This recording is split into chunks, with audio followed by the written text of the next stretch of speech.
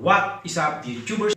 Magandang araw mga ka-DIY. Alex na naman nagbabalik para sa ating panibagong video. Sa video natin ito ay magte-test ulit tayo at magde-demo tayo ng PSU na kung saan pinadala sa atin or sponsored galing kay John Michael Amor Patotoy.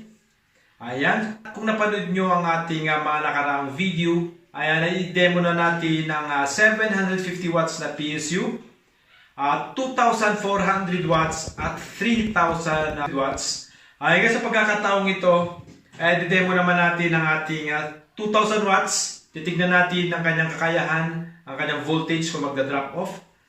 At gagamitin natin ang ating lahat ng speakers na may total na 3,720 RMS. Ayan, kung kakayanin niya. At bago tayo magpatuloy guys, sa mga bago pa lang sa ating channel, huwag niyong kalimutan guys sa mag-subscribe. Guys, pakiclick nyo rin ang notification bell right down below para ma-notify kayo sa mga susunod na bagong upload na videos. Siyempre, pakilagyan siya na rin para makapagbahagi tayo ng konting kalaman sa iba. Okay guys, let's go!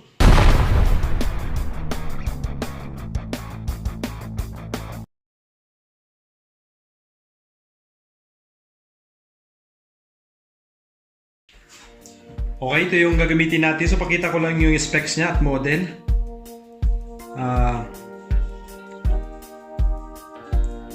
Delbrad model Z2000E-S1. Output voltage 12.2 volts DC. Ayan.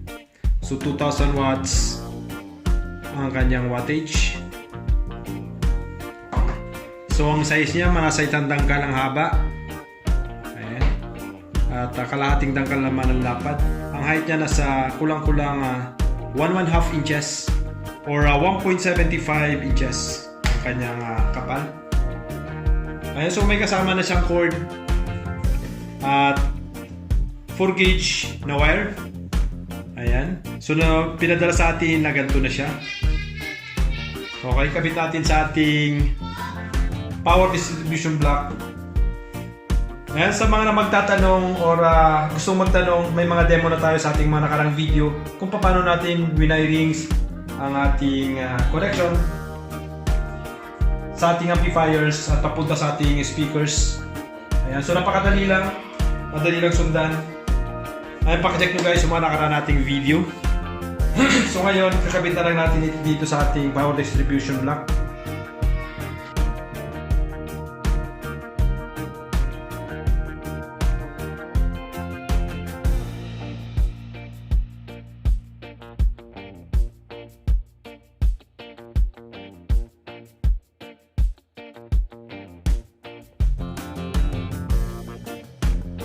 So, nilagyan natin ng voltmeter para makita natin yung voltage galing sa ating PSU. Ayan, at meron tayong switch para sa ating mga amplifier. So, pag-switch natin, sabay magawa ng ating voltmeter. Ayan guys, ang power distribution block pala na to ay nabibili sa Lazada or Shopee, meron.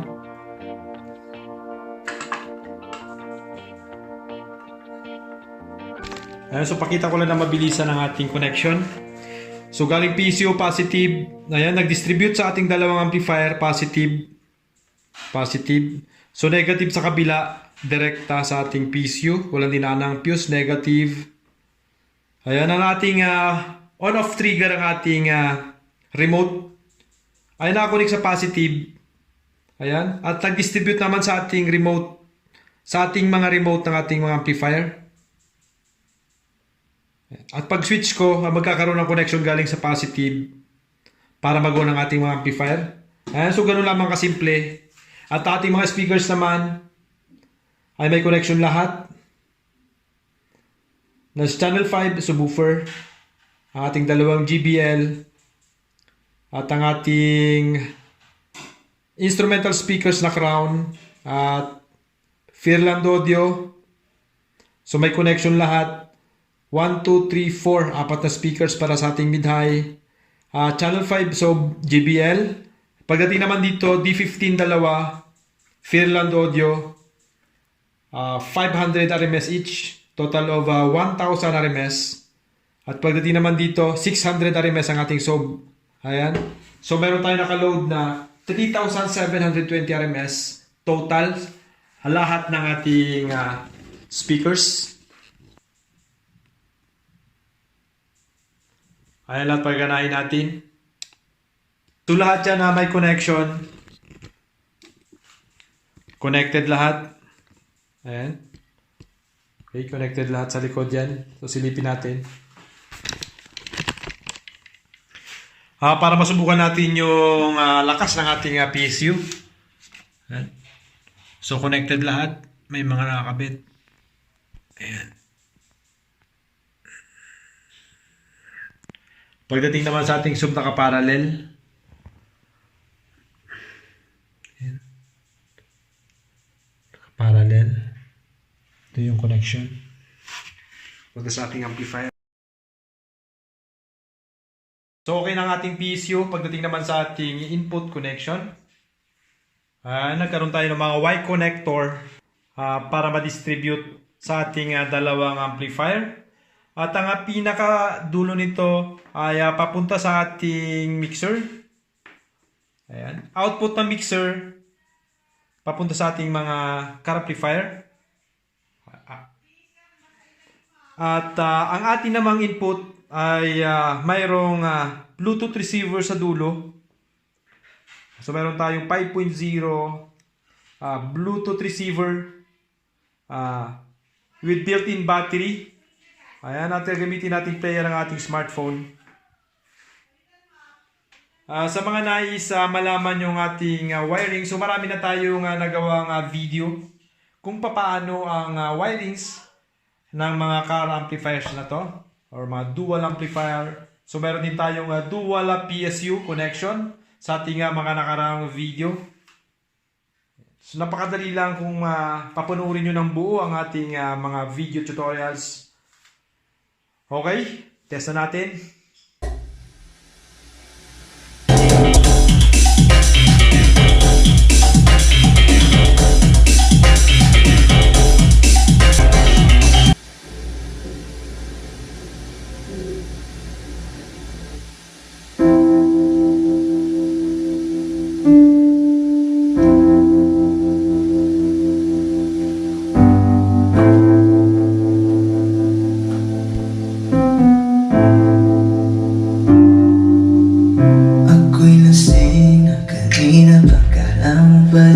Napapansin na nakatitig ka sa'king mata. Di ko makatingin ka sa'kin, parang may palak ka. Gusto mo bang tanungin, alukin ako ng alapa? Why you calling me up, baby? Are you crazy? I'm like, whoa. Why you telling all these ladies you're my baby? I'm like, whoa, hold up, di kita kilala. Whoa, back it up, baliw ka na ata. Pag-usapan natin to, masyado na kasing magulo. Mahal pa rin naman kita, pero parang labo na talaga. The way you look into my eyes, I know you want it. Huwag mo pong subukan, baby, I will take you home. Bago pa maubusan ng tao, uminom na tayo. Huwag ka na magpag-ipot, sayuan mo na ako. Umaga na naman at ikaw ang katabi. Bakit ba nandito pa? Di ka ba umuwi? Sabi pagod lang talaga, gusto mapahinga. Umaga na naman kami natapos kagabi. Teka muna, pwedeng pakinggan mo muna. Huwag mo muna ko nasabayan, kasi mas lalong lalamo ang paliwanag yan. Bakit ang daming sinasabi ng mga tao sa paligid? Kasi di raw tayo bagay, lumayo ka na. Ako daw ay sinungaling, lolokohin ka. Aking nais ang